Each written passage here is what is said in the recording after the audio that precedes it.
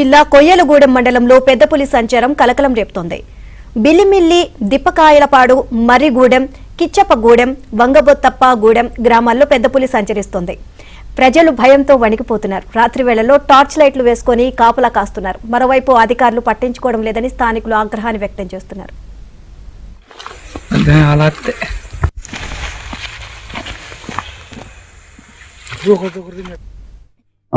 గత 10 రోజుల నుంచి పులి గురించి ఆందోళన జరుగుతుంది ఈ ఏరియాలో.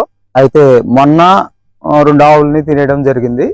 అది ఎటు వెళ్ళిందో మరి అధికారులు గమనించి దాన్ని బోన్లో బంధించి దాన్ని అడవిలోకి తీసుకెళ్తే రైతులందరూ భయంతో పొలాలు వెళ్ళాలన్నా ప్రాణ భయంతో ఉంటున్నారు. అది ఎటు వెళ్ళిందో జాడ తెలియట్లేదు. ఎంతవరకు మాకు ఏ ఇన్ఫర్మేషన్ కూడా పూర్తిగా అందలేదు. అందుకు రైతులందరూ చాలా ప్రాణ భయంతో పొలాలు రావాలంటే చాలా ఇబ్బంది పడుతున్నారు. ఇప్పటి వరకు మొన్న నుండి వరుసగా తినుకుంటా వస్తుంది.